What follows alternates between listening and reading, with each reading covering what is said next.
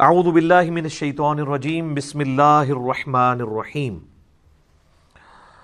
وَإِذْ يَرْفَعُ إِبْرَاهِيمُ الْقَوَاعِدَ مِنَ الْبَيْتِ وَإِسْمَاعِيلُ، اور وہ وقت یاد کرو جب سیدنا ابراہیم علی نبینا وعلیہ الصلاۃ والسلام نے بلند کی بیت اللہ کی دیواریں، جس وقت وہ بنیادیں اٹھا رہے تھے، اور ان کے بیٹے اسماعیل بھی ان کے ساتھ تھے. اور ربنا تقبل منا، وہ ساتھ ساتھ یہ دعا کر رہے تھے، اے رب ہمارے قبول کر لے ہماری طرف سے اس ایفرٹ کو جو ہم تیرا گھر تعمیر کر رہے ہیں. انک انت السمیع العلیم، بے شک تو سننے والا ہے، علم والا ہے. صحیح بخاری اور مسلم کی متفق علیہ حدیث ہے کہ نبی صلی اللہ علیہ وآلہ وسلم سے پوچھا گیا کہ سب سے پہلے اللہ تعالیٰ نے اپنی عبادت کے لیے کون سا گھر بنایا؟ تو آپ صلی اللہ علیہ وآلہ وسلم نے فرمایا کہ بیت اللہ شریف، جو کہ مکے کے اندر ہے. اس کے بعد پوچھا گیا تو آپ نے فرمایا کہ پھر جو ایلیا کے اندر ہے، بیت المقدس یروشلم کے اندر، اس کو اللہ تعالیٰ نے مقرر کیا. پھر پوچھا گیا ان دونوں کے درمیان کتنا فاصلہ تھا؟ تو فرمایا 40 سال کا. تو جب سے پہلا انسان دنیا کے اندر موجود ہے، اللہ تعالیٰ نے اپنی عبادت کے لیے گھر مقرر کیا ہوا ہے، اور وہ بیت اللہ ہے. اس میں امپلائیڈ ہے کہ سیدنا آدم علی نبینا علیہ الصلاۃ والسلام کے مبارک زمانے میں بھی بیت اللہ ایگزسٹ کرتا تھا. سورہ ال عمران کے اندر بھی آتا ہے کہ سب سے پہلا گھر جو اللہ تعالیٰ نے عبادت کے لیے مقرر کیا وہ ہے جو کہ بکہ شہر کے اندر ہے. یہ مکے کی دو پروننسیشن ہے، مکہ اور بکہ، با کے ساتھ بھی. جیسے آپ کے انڈیا شہر میں ممبئی بھی ہے، اسی کو بامبے بھی کہتے ہیں اور ممبئی بھی، میم کے ساتھ بھی اور با کے ساتھ بھی.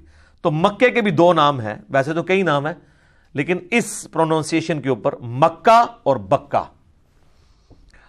تو یہاں پر اس کنسٹرکشن کی بات آ رہی ہے کہ جو وقت گزرنے کے ساتھ ساتھ بیت اللہ شریف کے آثار مٹ گئے تھے، پھر اللہ تعالیٰ نے وحی کے ذریعے حضرت ابراہیم علیہ السلام کو بتایا کہ ان جگہوں کے اوپر خانہ کعبہ شریف تھا، تو وہاں سے بنیادیں اٹھائیں.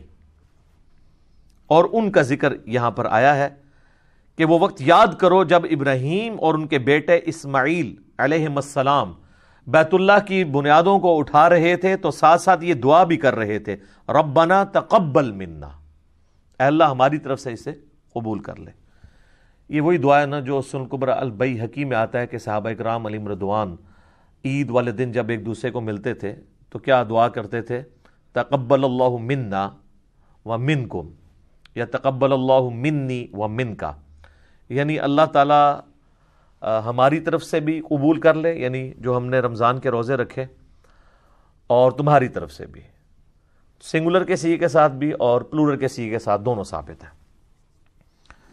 تو یہ انبیاء کرام کا ایک طریقہ ہے، سنت ہے کہ جب بھی آپ نے کوئی بھی کام کرنا ہے تو اپنے رب کو بیچ میں شامل کرنا ہے، اس سے دعا کے ساتھ رجوع لے کے آنا ہے کہ اے اللہ ہماری اس کاوش کو اپنی بارگاہ میں قبول و منظور فرما، کیونکہ جب تک انسان اللہ تعالیٰ کے لیے مخلص نہیں ہوگا اس وقت تک اس کی عبادت قابل قبول نہیں ہوگی. بے شک تو سننے والا ہے، علم والا ہے. یعنی اللہ تعالیٰ ساری مخلوقات کو سنتا ہے، نہ صرف سنتا ہے بلکہ ہر چیز اس کے علم میں ہے کہ کون شخص اللہ تعالیٰ کے لیے اخلاص شو کر رہا ہے اور کون شخص جو ہے وہ دکھلاوے کے لیے سب کچھ کر رہا ہے. اب ساتھ دوسری دعا سنیں، ربنا وجعلنا مسلمین لک، اے اللہ، اے رب ہمارے، ہمیں بنا لے اپنا تابع فرمان. یہ ویسے اردو زبان کے اندر نا لفظ بولا جاتا ہے فرما بردار، یہ اردو لنگوسٹک کے اندر یہ لفظ غلط ہے. فرمان بردار کا مطلب ہوتا ہے فرمان اٹھا کر چلنے والا. ٹھیک ہے، جس طرح ریڑا بردار، جس نے ریڑی کا بوجھ اٹھایا ہوا ہے. تو فرمان بردار کو یا فرما بردار جو ہم لفظ بولتے ہیں، یہ بھی غلط العام لفظ ہے. اس کا مطلب فرمان اٹھا کے چلنے والا. لفظ ہے اصل میں تابع فرمان، فرمان کی اتباع کرنے والا.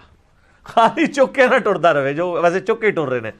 تو یہاں پہ بھی ترجمہ اکثر لوگ ویسے ادھر بھی جو میرے پاس قرآن پاک پڑھا ہوا ہے پیر کرم شاہ صاحب کا, انہوں نے بھی وہ لفظ غلط ہی استعمال کیا ہے, فرما برداری لفظ استعمال کیا ہے. یہ لفظ ہے تابع فرمان.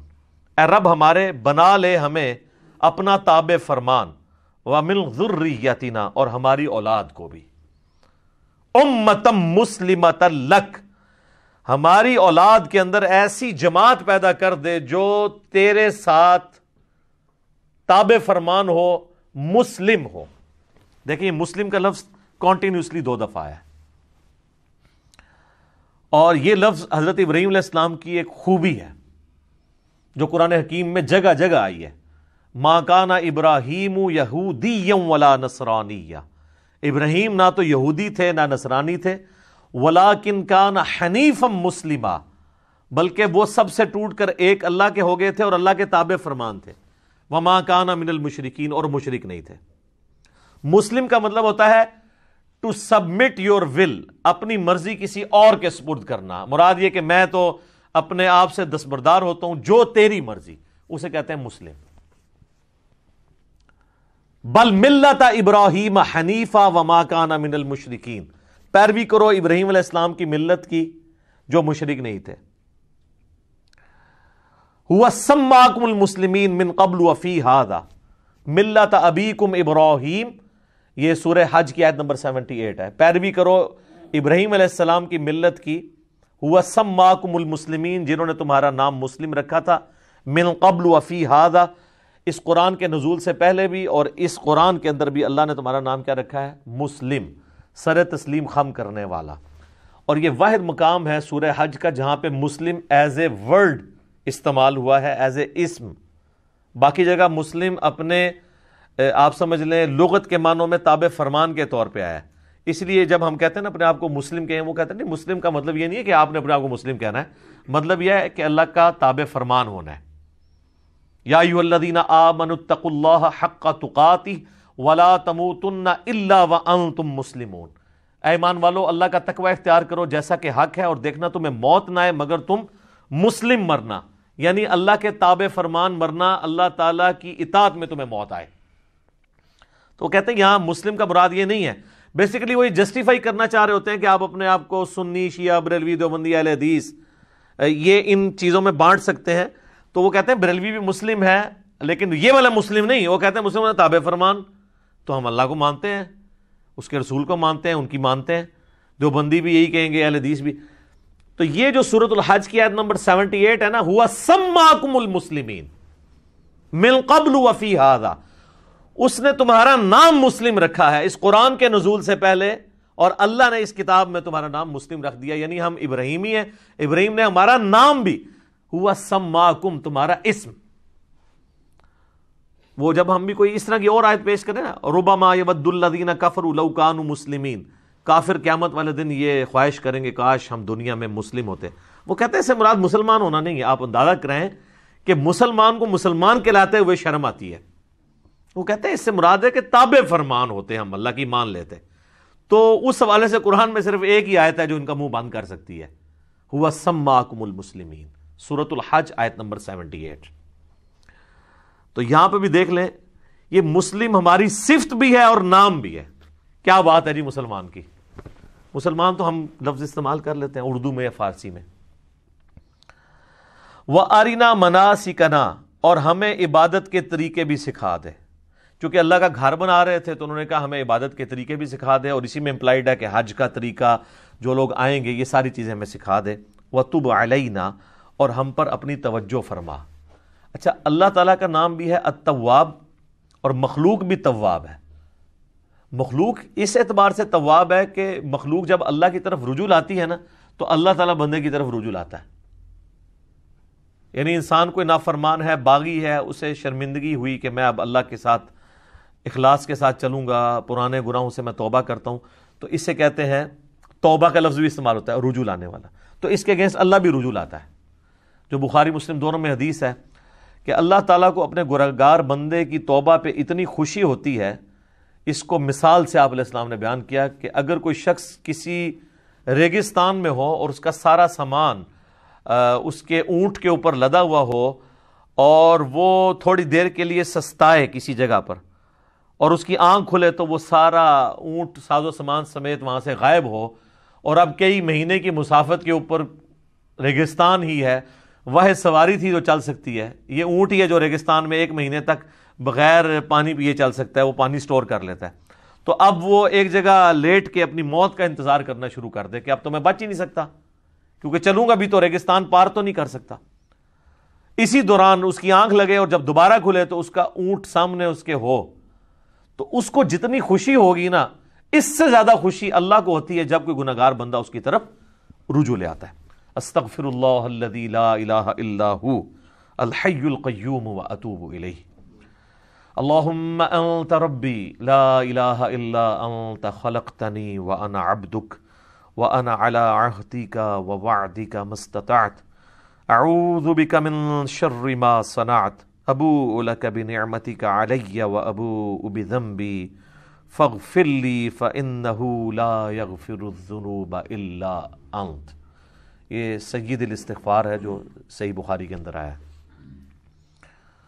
لا الہ الا انت سبحانک انی کنت من الظالمین۔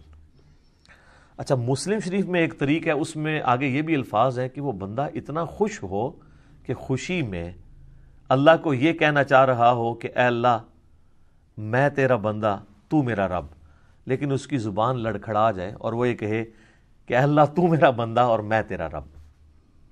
یعنی یہ لڑکھڑانے کی مثال، آگے الفاظ ہے من شدت الفرح، خوشی کی شدت کی وجہ سے۔ یہ نہیں کہ اس نے جان بوجھ کے کہا ہے وقتی طور پہ، اور نہ یہ ہے کہ وہ بار بار کہتا ہے، کیونکہ صوفیاء اسی سے اپنے کفریہ کلمات کی پلی لیتے ہیں، تو میں نے پھر ان کی پوری کلاس لی ہے کہ یار یہ تو وہ کانٹیکسٹ ہی بالکل ڈیفرنٹ ہے۔ تو یہ اللہ تعالیٰ کو اپنے بندے سے توبہ لانے کے اوپر خوشی ہوتی ہے، تو کہہ رہے ہیں اے رب ہمارے، تو ہمارے اوپر توجہ فرما، انک انت التواب الرحیم، بے شک تو توبہ قبول کرنے والا، رحم فرمانے والا ہے۔ کیا بات ہے جی! تو التواب بھی ہے، رجوع یعنی بندہ جب رجوع لاتا ہے تو بھی رجوع لاتا ہے، اور الرحیم بھی ہے۔ الرحیم اللہ کی صفت ہے کانٹینیوشن والی، اور رحمان کہتے ہیں کسی کا رحمت اتنی بڑی ہو کہ ٹھاٹھے مارتے ہوئے سمندر کی طرح ہو، اور رحیم وہ سمندر میں تو کبھی کبھاری طغیانی آتی ہے، رحیم وہ کہ ہر وقت ہی ٹھاٹھے مارتی ہو۔ تو آپ دیکھ لیں بسم اللہ الرحمن الرحیم سے ہمارا قرآن پاک شروع ہوتا ہے، مصحف، اگرچہ وہ سورۃ الفاتحہ کا حصہ نہیں ہے لیکن مصحف سٹارٹ اسی سے ہوتا ہے۔ اللہ الرحمن بھی ہے اور الرحیم بھی ہے، اس کی رحمت ٹھاٹھے مارتے ہوئے سمندر کی طرح ہے اور کانٹینیوشن کے ساتھ ہے۔ سمندر میں تو کبھی کبھی اس طرح جوش آتا ہے، اللہ کی رحمت ہر وقت جوش میں رہتی ہے۔ بخاری اور مسلم کی متفق علیہ حدیث ہے، نبی صلی اللہ علیہ وآلہ وسلم فرماتے ہیں اللہ تعالیٰ نے مخلوقات کی پیدائش سے پہلے اپنے عرش پہ اپنے پاس یہ عبارت لکھ لی تھی کہ میری رحمت میرے غضب پہ سبقت لے جائے گی، اور قرآن حکیم میں کئی جگہ یہ مضمون آیا ہے کہ اللہ نے اپنے اوپر لازم کر لیا ہے کہ وہ ہر حال میں رحم ہی کرے گا، یعنی رحم والی صفت اللہ کی ڈومیننٹ ہے۔ اگرچہ اللہ عدل فرمانے والا ہے، عدل کا تقاضا تو یہ تھا ہمارے نزدیک کہ رحم اور غضب برابر ہوتا، لیکن اس کی رحمت اس کے غضب پر سبقت لے جاتی ہے۔ لے جی، اب حضرت ابراہیم علیہ السلام کی دعا آ رہی ہے، میرے لیے، آپ کے لیے۔ ربنا وابعث فیہم رسولا منہم یتلو علیہم آیاتک، اے رب ہمارے ان کے اندر، یعنی ابراہیم علیہ السلام ان کے بیٹے دعا کر رہے ہیں ہماری جو اولاد تم نے تابع فرمان اے اللہ بنانی ہے تو نے، ان میں ایک رسول بھیج انہی میں سے، تو ہمارے اوپر یہ احسان ہے نا۔ یتلو علیہم آیاتک، جو ان پر تیری آیات تلاوت کرے، وَيُعَلِّمُهُمُ الْكِتَابَ وَالْحِكْمَةَ، اور انہیں کتاب و حکمت کی تعلیم دے، وَيُزَكِّيهِمْ، اور انہیں پاک بھی کرے، إِنَّكَ أَنْتَ الْعَزِيزُ الْحَكِيمُ، بے شک اے اللہ تو بہت زبردست ہے اور حکمت والا ہے، غالب ہے اور حکمت والا ہے۔ اس میں 2 چیزیں یاد رکھیں، یہ آپ ذرا دعا کی ترتیب دیکھیں، اس میں پہلے آیا کہ آیات تلاوت کرے، پھر کتاب کی تعلیم دے، پھر حکمت کی، اور پھر پاکیزہ کرے، یہی 4 چیزیں ہیں نا اسی ترتیب سے۔ یہ حضرت ابراہیم علیہ السلام کی دعا تھی، لیکن اس کو اللہ نے کریکٹ کیا ہے دعا کی ترتیب کو۔ اللہ نے جب اپنے ریفرنس سے قرآن حکیم میں سورہ الجمعہ میں اس دعا کو ذکر کیا، نبی علیہ السلام کے منصب کو سورہ آل عمران کی آیت نمبر 164 میں کیا، تو اس میں ترتیب کیا ہے؟ لقد من اللہ علی المؤمنین اذ بعث فیہم رسولا یتلو علیہم آیاتہ ویزکیہم ویعلمہم الکتاب والحکمہ۔ ابراہیم علیہ السلام نے کہا تھا اے اللہ تلاوت کرے تیری آیات اور کتاب و حکمت سکھائے اور پاکیزہ کرے، جبکہ اللہ تعالیٰ نے کیا کہا؟ یتلو علیہم آیاتہ ویزکیہم، تلاوت کر کے ان کا تزکیہ کرے، ان کے نفس کو پاک کرے، وَيُعَلِّمْهُمُ الْكِتَابَ وَالْحِکْمَةَ، پھر انہیں کتاب و حکمت کی تعلیم دے۔ بیسیکلی یہ جو حضرت ابراہیم علیہ السلام کی دعا میں ترتیب کی کمزوری تھی نا، ظاہر ہے پرفیکٹ تو صرف اللہ ہے، وہ اللہ نے دور کی کہ پاک وہ ہوگا جس کے اوپر آیات تلاوت کی جائیں، اور جب تک وہ پاک نہیں ہوتا نا اسے کتاب و حکمت سمجھ نہیں آ سکتی۔ تو اس میں تلاوت کرے تیری آیات اور ان کو سکھائے کتاب و حکمت اور پاک کرے، جبکہ اللہ نے کیا کہا؟ یتلو علیہم آیاتہ ویزکیہم ویعلمہم الکتاب والحکمہ وان کانوا من قبل لفی ضلال مبین، اور اس سے پہلے یہ لوگ کھلی گمراہی میں تھے۔ اسی کانٹیکسٹ میں ایک جامعہ ترمذی میں حدیث ہے، نبی صلی اللہ علیہ وآلہ وسلم سے پوچھا گیا کہ آپ پہ نبوت کب واجب ہوئی؟ تو آپ نے فرمایا میں اللہ کے ہاں اس وقت بھی نبی لکھا ہوا تھا جب آدم مٹی اور پانی کے درمیان تھے، یعنی اللہ تعالیٰ کے ڈیوائن علم میں نبی صلی اللہ علیہ وآلہ وسلم اس وقت بھی نبی تھے جبکہ آدم علیہ السلام بھی پیدا بھی نہیں ہوئے تھے، اللہ کے علم میں۔ اس کو سپورٹیو ایک حدیث ہے جو مسند امام احمد میں صحیح سند کے ساتھ ہے، اور سنن کبریٰ البیہقی کے اندر موجود ہے، دلائل النبوہ امام بیہقی کی کتاب کے اندر، المستدرک للحاکم کے اندر، صحیح ابن حبان کے اندر، کہ نبی علیہ السلام نے فرمایا میں اللہ کے ہاں اس وقت بھی خاتم النبیین لکھا ہوا تھا۔ اور یہ دونوں حدیثیں کنزیکٹیو مشکات میں نبی علیہ السلام کے فضائل کے چیپٹر میں بھی آپ کو مل جائیں گی۔ میں اللہ کے ہاں اس وقت بھی خاتم النبیین لکھا ہوا تھا جب آدم علیہ السلام مٹی اور پانی کے درمیان تھے، میں دعائے ابراہیم ہوں۔ یہ دعائے ابراہیم آ گئی۔ دعائے ابراہیم کیا ہے؟ سورۃ البقرہ آیت نمبر 129، ربنا وابعث فیہم رسولا، اے اللہ رسول بھیج دے۔ نبی علیہ السلام کی پیدائش کی، دنیا میں آنے کی دعا ابراہیم علیہ السلام نے کی ہے اور ان کے بیٹے اسماعیل نے۔ تو حضور نے کہا میں دعائے ابراہیم ہوں، اس کے آگے الفاظ ہیں میں دعائے ابراہیم ہوں، میں عیسیٰ کی بشارت ہوں، میں اپنی ماں کا وہ خواب ہوں جو انہوں نے پیدائش کے وقت دیکھا کہ ان کے لیے ایسا نور ظاہر ہوا جس سے شام کے محلات بھی روشن ہو گئے۔ نبی علیہ السلام کی والدہ نے حضور کی پیدائش کے وقت ایک نور دیکھا تھا، اور ان کو اللہ نے وہاں مکے میں بیٹھے ہوئے شام کے محلات، جو رومن امپائر سب سے بڑی اس وقت کی سپر پاور تھی، اس کا جو گڑھ آپ سمجھ لیں آج کے اعتبار سے وائٹ ہاؤس دکھا دیا، امریکہ ہے نا۔ تو آپ علیہ السلام کی والدہ کو بتا دیا گیا تھا کہ آپ کا جو آپ سے بیٹا پیدا ہو رہا ہے نا، یہ کوئی عام انسان نہیں ہوگا، شام کے محلات بھی جو ہے وہ مغلوب ہو جائیں گے، وہاں پہ بھی اللہ کا پیغام پہنچے گا۔ پھر لوگوں نے دیکھا ہے شام مسلمانوں کے پاس آیا ہے، حضرت عمر کے دور میں فتح ہوا ہے ٹل 1917 تک۔ یہ تو اب 100 سال گزرے ہیں نا، ہم سے چھن گیا، ورنہ مسلسل 1300 سال تک۔ بیچ میں ایک دو دفعہ رومنز آئے ہیں، وہ صلاح الدین ایوبی نے فتح کر لیا تھا دوبارہ، وہ شام مسلمانوں کے پاس ہی رہا ہے۔ ابھی بھی یہودی زبردستی یہ بات ہے، لیکن ان کا سٹیٹس بھی ہے کہ وہ بھی ڈر ڈر کے وہاں زندگی گزار رہے ہیں، فی الوقت نام کا ہی قبضہ ہے ان کا۔ یہ بھی انشاءاللہ آپ کو پتہ ہے 2023 کے اندر، یہ 2020 چل رہا ہے نا، 3 سال کے بعد ٹرکی سے پابندیاں اٹھنے والی ہیں۔ جو آپ کو پتہ ہے سلطنت عثمانیہ ٹوٹی تھی نا، پہلی جنگ عظیم میں جرمنی کا ساتھ دے دیا تھا ٹرکش نے، باقی سارے دوسری طرف تھے، چاہے وہ امریکہ ہو، برٹن ہو، فرانس ہو۔ تو پہلی جنگ عظیم میں جرمنی کو شکست ہوئی، اس کی وجہ سے ٹرکی بھی ٹکڑے ٹکڑے ہو گیا، ورنہ تو سب سے بڑی ریاست دنیا کی یہی تھی۔ پورا میڈیٹرینین سی کے اراؤنڈ جتنا کچھ ہے، یورپ اور ایشیا، یہ سب کچھ ان کے پاس تھا۔ عراق ان کے پاس تھا، حرمین ان کے پاس تھا، فلسطین سے لے کے مصر، الجزائر، یہ سارا آدھا سمجھ لیں افریقہ بر اعظم، یہ سب سلطنت عثمانیہ تھی۔ اتنی بڑی کوئی امپائر نہیں تھی، یہ ابھی ٹوٹی 17 کے اندر جب یہ معاملہ ہوا تو اس وقت بالفور ڈیکلیریشن ہوئی جس میں یہ اجازت مل گئی ان کو کہ یہ آ کے یہودی یہاں پہ اپنی آباد کاری کر سکتے ہیں. اس وقت پھر کرتے کرتے 2025 کے اندر آپ کو پتا سعودی حکومت آ گئی تھی 1925 میں 1925 میں. 2023 کے اندر معاہدہ ہوا تھا 1923 میں. 2023 میں یہ 100 سال پورے ہونے ہیں. تو جب یہ 100 سال پورے ہوں گے تو ٹرکی سے کئی ایک پابندیاں اٹھ جائیں گی. اور یہ سعودیہ میں بھی جو آج کل گڑبڑ ساری جاری ہے اسی وجہ سے ہے کہ آل سعود کو صرف 100 سال کے لیے حکومت ملی تھی. جی اب وہ پابند ہیں وہاں پہ ڈیموکریسی لانے کے. ٹھیک ہے جی, وہ ان کو دستبردار ہونا پڑے گا اپنی اس حکومت سے. تو اسی لیے یہ تماشے کرواتے رہتے ہیں.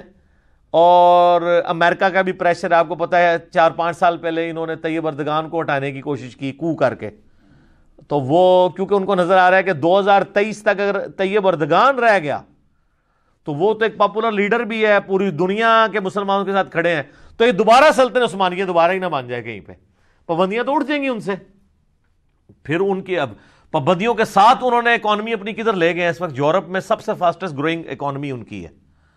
اور آپ دیکھیں دنیا میں مسلمانوں کے اوپر جب بھی برا وقت آتا ہے, باقی تو سارے بھیگی بیلی بنے ہوتے ہیں, ابھی وہ پابندیاں اٹھی نہیں ہیں تو آپ ان لوگوں کا کانفیڈنس لیول دیکھیں.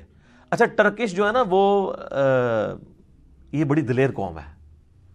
یہ تاتاریوں کی اولاد ہے. اسی بھی تاتاری ہیں پیچھوں, ظاہر ہے یہ مغل ٹرکش یہ سب تاتاریوں کی اولاد ہے. اس لیے آپ کو انہیں نہ کہہ دیو کہ وہ احمد شاہ رنگیلا بھی ایسی وچ بزدل بھی ہوندے نے, لیکن اوورال یہ دلیر قومیں ہیں. ٹھیک ہے, جو تاتاریوں کی اولاد سے. اس لیے انہوں نے یہ سلجوکی تھے جو پوری دنیا کو تلپٹ کر کے رکھا, ہی بھی تاتاریوں کی اولاد تھے. ڈاکٹر اقبال نے اس لیے تو کہا نا کعبے کو مل گئے پاسماں صنم خانے سے, تو وہ تاتاریوں کے بارے میں ہی بات کر رہے تھے.